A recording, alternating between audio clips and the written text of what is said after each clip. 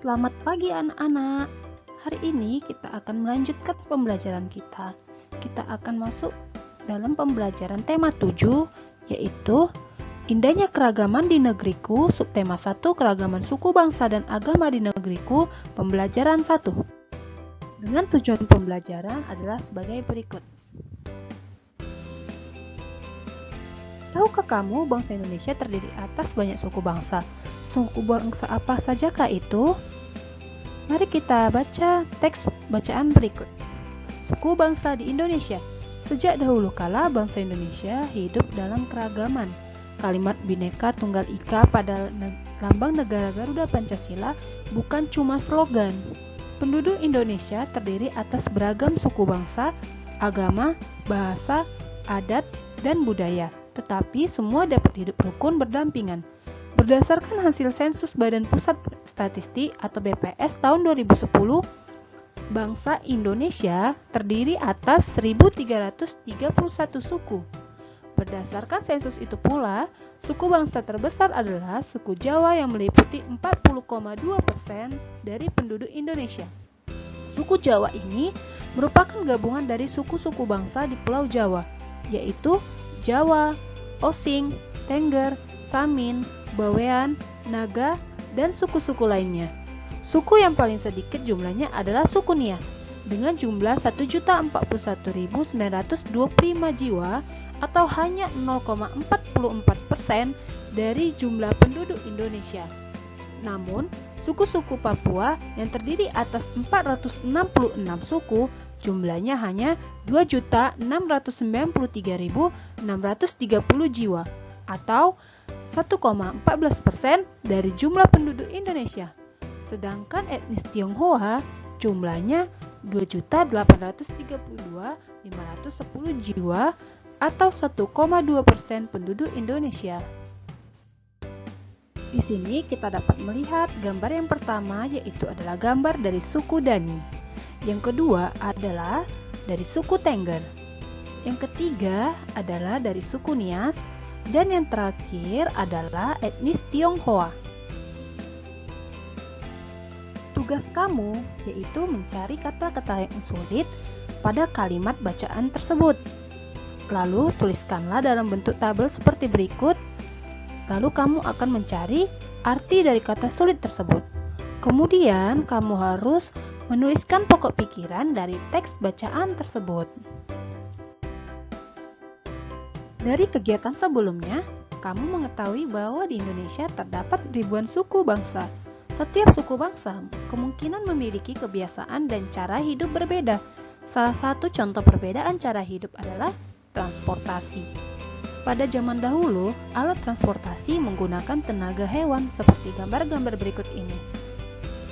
Yaitu gambar yang pertama, 1.4 bendi, gambar 1.5 pedati sapi, dan gambar 1.6 pedati kerbau. Apakah di daerahmu masih dijumpai alat transportasi seperti gambar tersebut?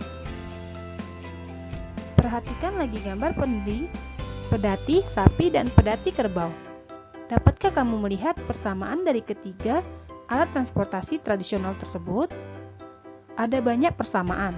Salah satunya adalah ketiga alat transportasi tersebut menggunakan binatang yang sama-sama menarik beban berupa bendi atau pedati.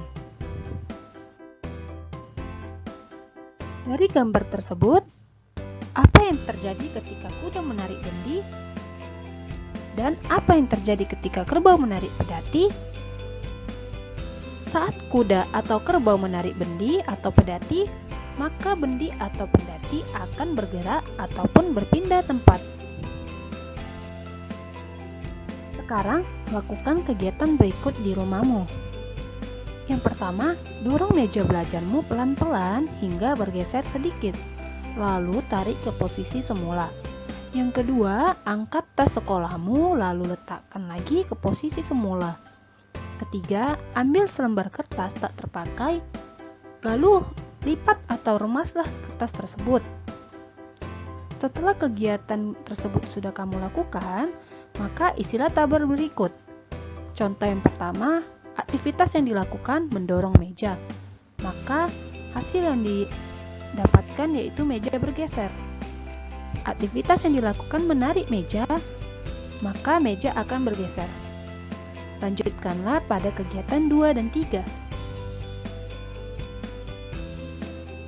Aktivitas yang telah kamu lakukan terhadap meja sehingga bergeser, tas sekolah yang kamu angkat, kertas yang kamu lipat atau remas itu adalah disebut dengan gaya.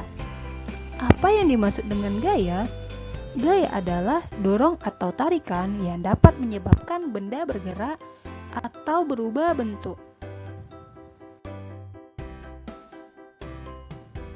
Mari kita perhatikan gambar berikut ini. Pada gambar yang pertama, ada seseorang yang sedang mendorong mobilnya. Menurut kalian, apa yang menyebabkan mobil pada gambar di samping dapat bergerak? Betul sekali, mobil dapat bergerak karena adanya gaya atau kekuatan otot. Gambar kedua ada gambar lampu yang menyala. Menurut kalian, mengapa sih lampu dapat menyala? Ya, betul sekali, karena adanya aliran listrik ataupun gaya listrik. Yang ketiga ada gambar jarum dan magnet. Menurut kalian, mengapa jarum dapat menempel pada batang magnet? Ya, betul sekali, karena adanya tarikan gaya magnet. Gambar yang terakhir adalah buah apel yang jatuh dari pohon. Apa yang menyebabkan buah apel tersebut jatuh dari pohon? Ya, betul sekali, karena adanya tarikan dari bumi ataupun gaya gravitasi bumi. Seorang siswa sedang mendorong ataupun memindahkan kursi. Apa yang menyebabkan kursi mudah dapat dipindahkan?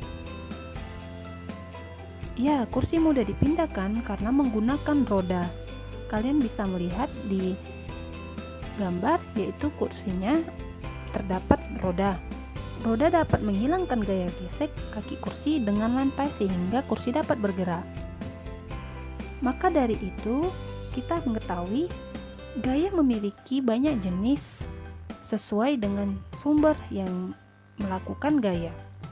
Macam-macam gaya yaitu diantaranya ada gaya otot, gaya listrik, gaya magnet, gaya gravitasi, dan gaya gesek. Nah, tadi kita sudah mempelajari apa saja jenis-jenis dari gaya. Salah satunya yaitu ada gaya otot. Berikut contoh gambar kegiatan yang menggunakan gaya otot. Mari kita perhatikan bersama-sama.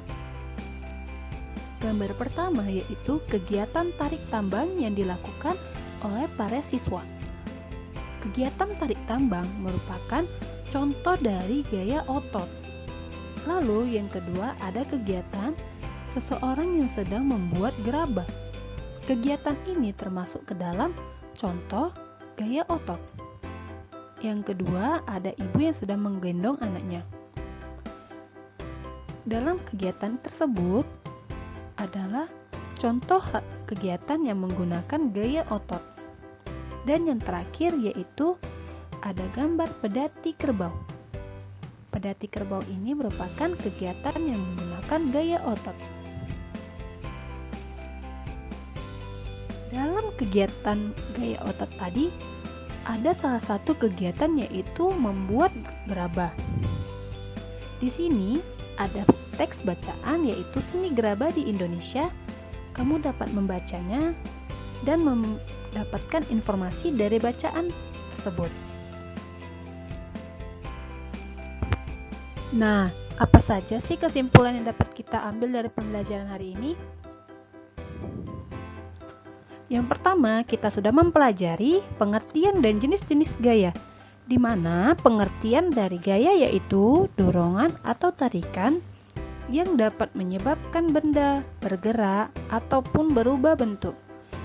Jenis-jenis gaya yaitu ada gaya otot, gaya listrik, gaya magnet, gaya gravitasi, dan gaya gesek. Lalu yang kedua, kita sudah belajar ataupun kita sudah mengetahui berbagai ragam suku bangsa Indonesia, yaitu contohnya tadi ada suku Dani, ada suku Tengger, ada suku Nias, dan ada etnis Tionghoa. Sekian pembelajaran kita hari ini, semoga kamu dapat memahaminya dan jangan lupa kerjakan tugasnya ya. Terima kasih.